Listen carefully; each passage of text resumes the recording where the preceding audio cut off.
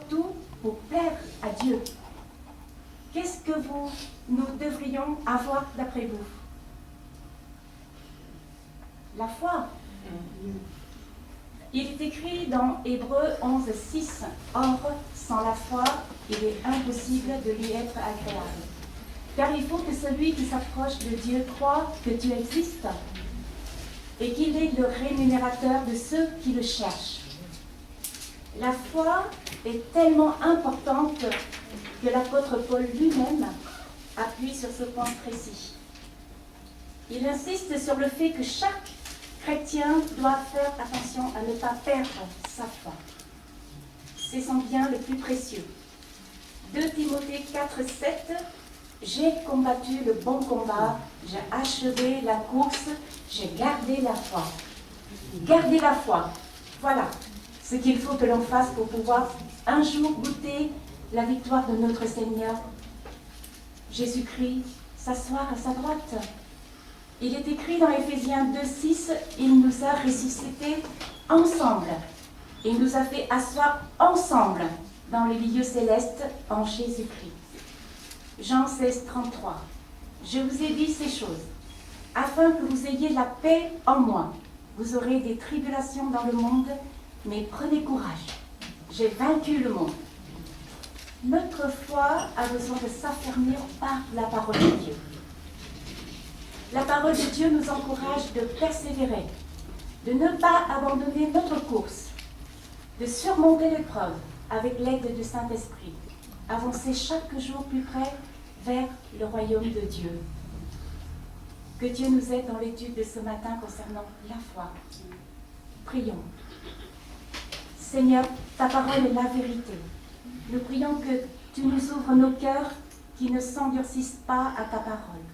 Donne-nous la soif de ta vérité, de ta parole, pour que tu nous aides à marcher selon ta voie. Amen. Amen. Le chapitre spécifique enseignant aux chrétiens à propos de la foi. Et il nous rappelle les exemples de la foi de nos patriarches. Grâce à leur foi, ils ont accompli les grandes missions que Dieu leur a ordonnées. Si la Bible insiste sur l'importance de la foi, c'est que cette doctrine tient une place primordiale dans la vie d'un chrétien. Si un chrétien veut suivre le Seigneur, veut lui être agréable, alors il faut qu'il mesure le degré de sa foi. Nous avons souvent entendu dire que la foi est comparée comme des pas marchés dans le vide, sans fondement. C'est pour cela que nous avons peur d'avancer dans le vide. Mais moi, je vous dis que la foi représente des pas marchés sur un fondement absolument solide et sûr. Et ce fondement est notre Seigneur Jésus-Christ. Et c'est ce fondement qui assure aux chrétiens qui ne marchent pas seuls, mais avec le Saint-Esprit qui l'accompagne. Des milliers de chrétiens aujourd'hui ont une compréhension générale de la foi, mais n'ont pas d'expérience de la foi en Jésus-Christ d'une façon personnelle. Beaucoup de messages, beaucoup de livres abordent ce sujet, mais ce qui est important, c'est comment chaque chrétien vit et expérimente sa foi personnellement. Avant de poursuivre notre étude, j'aimerais partager avec vous mon témoignage qui illustre le message d'aujourd'hui. Avant de commencer mon ministère d'évangéliste et pastoral par la suite, le conseil pastoral, les membres du conseil pastoral avaient la responsabilité de m'interroger sur ma foi personnelle, sur la raison pour laquelle je crois en Dieu. Auparavant, ma foi était une foi héritée de ma mère. Et je rends grâce à Dieu car je suis née dans une famille chrétienne. C'est un privilège qui m'a permis d'avoir la connaissance d'une foi générale en ce qui concerne les doctrines de Dieu, de la naissance de Jésus, de son sacrifice sur la croix, de sa résurrection, etc., etc. Mais si je n'ai pas eu une foi personnelle, ma foi s'arrêtait là. La question du conseil pastoral à l'époque avait été posée après le jour où j'ai été née de nouveau. Après le jour où j'ai eu une foi personnelle, c'est-à-dire le jour où je me suis convertie à Christ, le jour où j'ai mis ma foi en Jésus-Christ, et grâce à cette foi, j'ai pu voir Dieu à travers mes yeux spirituels. Je suis venue à Dieu durant les jours qui ont précédé Pâques 1999.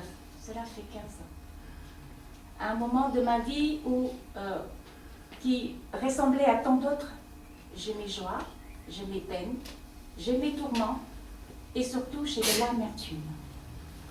Vous savez, un chrétien doit être vigilant à propos de l'amertume car c'est un poison qui a le pouvoir de voler toute notre joie de vivre.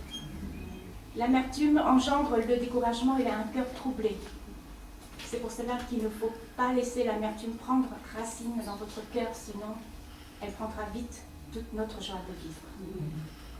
Et par-dessus tout, je n'avais pas la paix en moi. À un moment donné, je me suis dit, Jésus n'a-t-il pas dit clairement dans la Bible, dans Jean 14, 27, « Je vous laisse la paix, je vous donne ma paix. Je ne vous donne pas comme le monde donne, que votre cœur ne se trouble point et ne s'alarme point. » Vous savez, ce n'est pas si difficile que cela. Je suis venue à Dieu, sincère, et je lui ai dit tout simplement, je veux cette paix. Enseigne-moi le chemin à suivre pour que j'aie cette paix.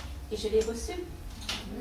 Ma prière ce jour était le célèbre psaume 51 de David. Par la foi basée sur la parole de Dieu, Dieu a changé complètement ma vie. Comme la promesse de Dieu dans la Bible, « Voici mes souffrances, même sont devenues mon salut.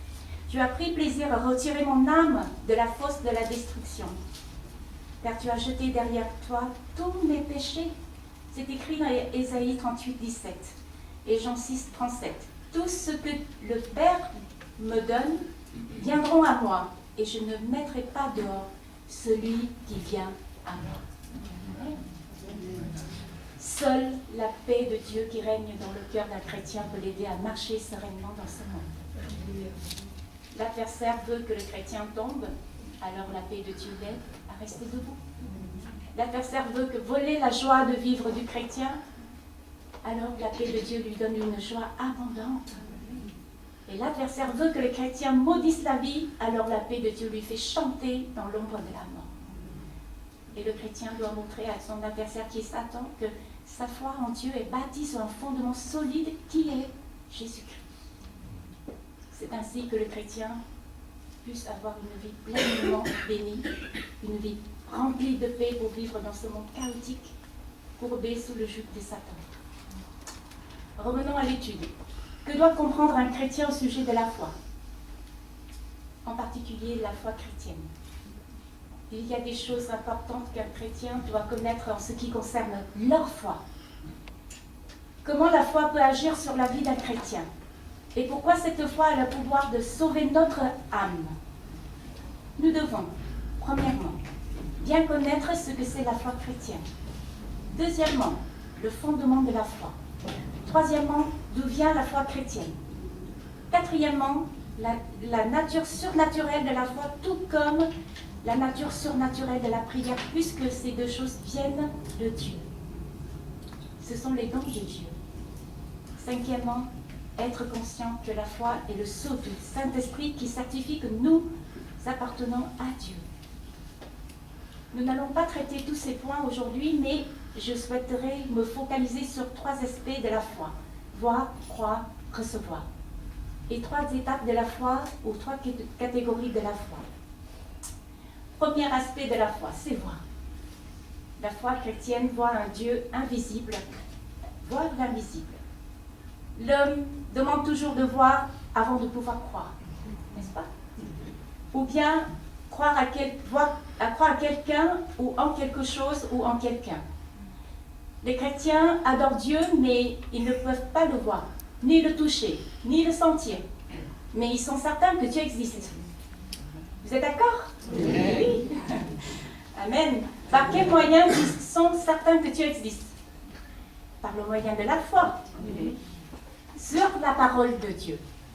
Jean 4, 24 écrit, « Dieu est esprit et il faut que ceux qui l'adorent en esprit et en vérité. » Leur foi est fondée sur la parole de Dieu et grâce à ce fondement solide que les chrétiens peuvent voir Dieu avec leurs yeux spirituels et reconnaître que Dieu est un Dieu juste, amour et saint.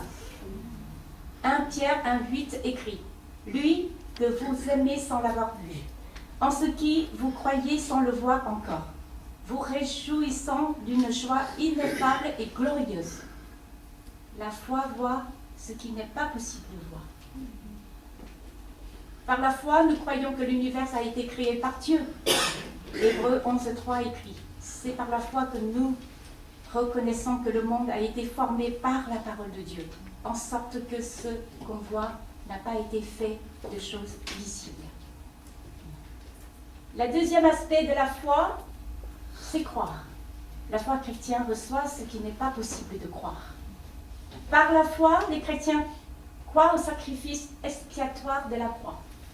Tandis qu'à l'époque où Jésus vivait sur terre, les représentants de la loi considéraient la croix comme maudite. Et ils ne croyaient pas que Jésus était le Fils de Dieu et qu'il est le Messie. Ils l'ont vu. Ils ont été avec lui, mais ils ne croyaient pas en lui. Mais nous, les chrétiens d'aujourd'hui, nous n'avons pas vu Jésus, mais nous croyons en lui. C'est pourquoi nous faisons des gens bénis de Dieu. La Bible écrit, « Heureux ceux qui n'ont pas vu et qui ont cru » dans Jean 20, 28. La foi chrétienne croit ce qui n'est pas possible de croire. Noé a eu cette même foi quand il a obéi à Dieu pour construire l'arche durant 120 ans. Il construisait l'arche en proclamant le message de Dieu, et même si personne n'a voulu l'écouter. Mais Noé a écouté, a obéi à la parole de Dieu. Il en est de même aujourd'hui, nous, les chrétiens. Nous construisons notre arche. Nous proclamons la parole de Dieu, même si le monde ne voulait pas nous écouter. Voulait croire ou non. Da Vinci Code est un film qui a été réalisé par James Cameron, que certains d'entre vous l'ont certainement vu, dans le but d'attaquer la foi chrétienne. Il y a tant d'autres qui ont été réalisés dans ce même but. Nous vivons dans un monde où le moral est bafoué par l'immoralité. Les choses qui sont considérées comme immorales auparavant sont devenues normales. Les hommes aiment les hommes, les femmes aiment les femmes, les couples de même sexe pourront adopter les enfants, c'est normal. Où va le monde avec une telle idée? Mais dans la société où nous vivons, cela est en train de devenir normal. Quant à l'enseignement biblique, le christianisme, personne ne veut plus entendre parler de Jésus. Et Jésus a dit que dans ces derniers temps, il y aura beaucoup de personnes qui ne veulent pas croire. Beaucoup vont abandonner leur foi. Ils s'occupent à manger, à boire, à mille et une choses pour leur vie terrestre, mais ils n'ont pas une minute pour s'occuper de leur âme. J'ai lu récemment le livre « Faire confiance au Seigneur », un jour pour progresser dans la foi d'Isabelle. Au 6e jour, à travers la parabole La veuve casse-pied, disons la conclusion de Jésus dans Luc 18, 8. « Quand le Fils de l'homme viendra, trouvera-t-il encore la foi sur la terre ?» Que veut dire Jésus par cette question? Isabelle écrit, on doit considérer la question de Jésus. Trouvera-t-il encore la foi sur la terre? Comme un avertissement pour nous stimuler, au contraire, à tenir bon dans notre foi et à continuer à annoncer l'évangile autour de nous. Jésus nous invite à ne pas nous lasser, à croire, à prier, même si nous avons l'impression que parfois le Seigneur ne nous écoute pas. Il n'écoute pas. Un jour, il rendra justice. Amen. Amen. Les chrétiens sont les gens qui nagent contre courant. Vous êtes d'accord? Par la foi, Noé a cru que Dieu détruira le monde par un déluge. Par la foi, les chrétiens croient que Jésus reviendra sur terre et il détruira ce monde corrompu et les chrétiens régneront avec lui dans un monde nouveau car ils ont la conviction que ce qu'il promet, il peut aussi l'accomplir. Romains 4, 21 écrit. Et en étant absolument persuadé que Dieu est capable d'accomplir ce qu'il a promis. Le troisième aspect de la foi, c'est recevoir. La foi chrétienne reçoit ce qui n'est pas possible de recevoir. Voir Dieu par la foi. Croire en Dieu par la foi. Recevoir, premièrement, le Saint-Esprit par la sainte foi, pour être son témoin et accomplir la tâche céleste que Jésus nous a confiée avant de sa montée au ciel, c'est l'évangélisation. Recevoir, deuxièmement, l'Esprit Saint dans notre corps, et notre corps devient le temple de l'Esprit. C'est pour cette raison que l'apôtre Pierre exhorte les chrétiens dans 1 Pierre 1, 15, 16. Mais puisque celui qui vous a appelé est saint, vous aussi, vous soyez saints dans toute notre conduite, selon qu'il est écrit, vous serez saints car je suis saint. Pour pouvoir voir Dieu invisible dans un temple visible qui est notre corps, c'est extraordinaire. Amen. Romains 12, 1 écrit, je vous exhorte donc, frères, par les compassions de Dieu, à offrir vos corps comme un sacrifice vivant, saint, agréable à Dieu, ce qui sera de votre part un culte raisonnable. Amen. Amen. Et pour vous, bien-aimés, vous édifiant vous-même sur votre très sainte foi et priant par le Saint-Esprit, c'est écrit dans Jude 20. Par la foi, nous recevons le titre de saint. Nous sommes des saints. Le pécheur devient le saint par la foi. Avant de passer les difficultés, dans les différentes catégories de la foi, je voudrais vous rappeler qu'il faudrait être vigilant. Il ne faut pas se tromper dans votre foi, dans ma foi, dans sa foi. Il y a un jeune qui avait eu une mission d'évangéliser auprès du jeune. Il a consacré énormément de temps pour chercher le moyen le plus efficace pour convertir les jeunes. À la fin de la mission, il a réalisé une série de films dont il en était très fier. Et cette série de films parle de la crucifixion de Jésus-Christ dans le monde, mais elle ne parle que vaguement de la résurrection de Jésus et encore moins des premiers pas vers la conversion. La confession des péchés et de la repentance.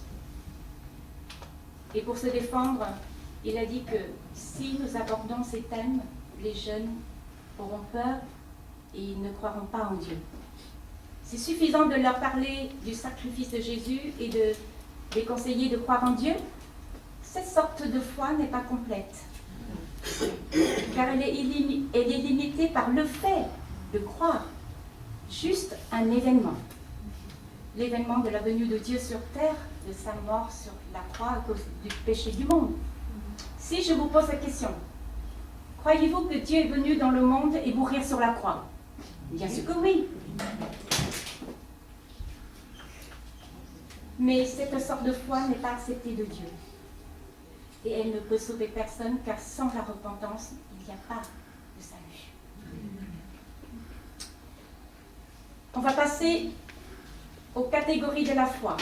Il existe 3 étapes de la foi, ou bien 3 catégories de la foi. La première, la seuil de la foi. Quand une personne vient de se convertir, sa connaissance de Jésus est encore limitée. Alors ce nouveau chrétien se trouve sur le seuil de la porte de la foi et il s'apprête à y entrer. Mais si ce chrétien ou une chrétienne s'arrête juste là, alors ce serait dommage pour lui ou pour elle. C'est comme s'il se trouve devant la porte du paradis et qu'il ne veut pas avancer un pas de plus pour y entrer. Cette foi est la foi naïve car elle n'a pas d'appui. Elle n'a pas été établie sur un fondement solide qui est la parole de Dieu. On peut dire que cette foi est une foi facile car il suffit seulement de se dire que je suis sauvé. Mais si je n'ai pas comme si je n'ai pas besoin de lire la Bible, ni de prier, ni d'avoir une attitude active dans ma vie pour être agréable à Dieu. Dieu m'a sauvé et cela me suffit. Je continue à vivre comme je l'entends selon ma sagesse. cette foi peut aussi appeler une foi insuffisante. Pourquoi? Elle est insuffisante car je crois en Dieu, soit, mais j'essaie par mes propres forces de faire de bonnes œuvres pour être vraiment sauvé. La Bible a écrit dans les Éphésiens 2, 8, 9, car c'est par la grâce que vous êtes sauvés, par le moyen de la foi. Et cela ne vient pas de vous, c'est le don de Dieu. Ce n'est point par des œuvres, afin que personne ne se glorifie. La deuxième catégorie de la foi, c'est une foi éprouvée. Et quand on arrive à cette étape dans la foi, le chrétien apprend à faire croître sa foi. Un chrétien pas encore affermi n'osera pas avancer dans cette vie chrétienne si extraordinaire. Pour passer à cette étape avancée de la foi, le chrétien doit être approuvé. Le dessein de Dieu pour nous est de nous rendre saints. Et tant que nous sommes dans ce monde, l'épreuve est indispensable pour parvenir à ce but. Souvent, les chrétiens vivent mal leur foi. Quand tout se passe bien, quand la vie est une longue fleuve tranquille, quand la vie est facile et ne rencontre pas de difficultés, la situation bienveillance, alors on dit bien souvent que Dieu, tu es là. Je t'adore, tu es merveilleux, tu veilles sur moi. Et le chrétien remercie le Seigneur. Mais dès qu'il rencontre des obstacles dans leur vie, alors ils se mettent à murmurer, à angoisser. Ils se remettent en question leur foi en Dieu. Pourquoi? Pourquoi tu me permets dans cette circonstance? Tu me mets dans cette circonstance. Où es-tu que la grâce de Dieu nous enseigne à vivre notre foi positivement, à nous rapprocher plus de Dieu face aux difficultés de la vie, à placer notre confiance en Dieu au milieu de nous tourmenter. C'est ainsi que nous trouverons la paix. Laissons notre foi être éprouvée par les circonstances de la vie et nous verrons comment notre Dieu est grand. Plus que le chrétien s'approche de Dieu dans la lecture de la Bible et dans la prière, plus qu'il est agréable à Dieu et plus sa foi grandira. Et la troisième catégorie de la foi, c'est une foi expérimentée. Par cette foi, la parole de Dieu agit et accomplit les miracles dans la vie d'un chrétien. Il voit réaliser les promesses de Dieu pour répondre à ses besoins matériels et spirituels. Et ce, pour la gloire de Dieu. Et nous n'arrivons pas à acquérir cette foi pour des raisons suivantes. Nous ne croyons pas assez, ou nous n'avons pas une relation intime avec Dieu, ou par manque de patience. Un chrétien irresponsable demande à Dieu de lui augmenter sa foi, mais il ne veut pas ni travailler avec lui, ni s'associer avec lui. Cette étape dans la foi est illustrée dans Psaume 23. Elle est vécue, éprouvée en toutes circonstances de la vie, dans la paix, dans le danger, face à l'adversaire, face à la mort. Et dans la foi, nous avons l'espérance. Le chrétien met son espérance dans un Dieu fidèle et bon, qui donne la vie et la vie abondante à ceux qui croient en lui. Si Dieu a la première place dans votre cœur, alors il accomplira des miracles dans votre vie. En conclusion, pour conclure, je vous cite quelques versets bibliques pour montrer que par la foi à la parole de Dieu, nous pouvons vaincre dans toutes ces circonstances de la vie. Alors, j'ai apporté quelques-uns avec moi. Si, après le culte, si vous souhaitez le prendre. Alors, pourquoi ne pas le faire comme la Bible dit que je peux faire toutes choses par Christ qui me fortifie? C'est écrit dans les Philippiens 4, 13. Pourquoi manquer de quelque chose quand je sais que Dieu dit qu'il pourvoira à tous mes besoins selon sa richesse avec gloire en Jésus-Christ? Philippiens 4, 19. Pourquoi avoir peur alors que la Bible dit que Dieu ne m'a pas donné un esprit de crainte, mais de puissance, d'amour et de sagesse? C'est écrit dans 2 Timothée 1, 7. Pourquoi manquer de foi pour accomplir ma vocation, sachant que Dieu m'a accordé une mesure de foi? C'est écrit dans Romains 12, 3. Voilà, il y a au moins une vingtaine de phrases que vous pourriez voir si vous souhaitez. Mes chers amis, faites attention aux deux ruses utilisées par Satan pour détruire la foi d'un chrétien. C'est de négliger la prière et d'être dans le désarroi. Notre vie est une traversée dans le désert, les yeux rivés vers la terre promise. Notre voyage sur terre a pour but de glorifier Dieu et de nous préparer à entrer dans la vie éternelle. Chaque matin, consacrons un moment pour Dieu, avec Dieu. Lisons la Bible pour que nous ayons suffisamment de nourriture spirituelle quotidienne pour vivre selon la volonté de Dieu. Ne laissons aucune occasion à Satan de semer le doute dans notre cœur. Juste un peu d'inquiétude, juste un peu d'angoisse, alors le chrétien sera vaincu.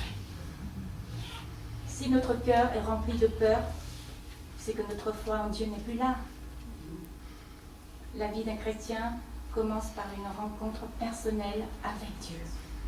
De cette rencontre, une relation s'est établie avec le Saint-Esprit. Il nous accompagne chaque jour, mais à une seule condition. Si, et seulement si, vous l'acceptez dans votre cœur. Le Saint-Esprit ne peut ni agir, ni faire croître votre foi si vous ne laissez pas Dieu tenir la première place dans votre vie. Sachez-le bien. Notre Dieu est un Dieu d'amour et de puissance. Vivons notre foi pour la gloire de notre Seigneur. Amen. Amen.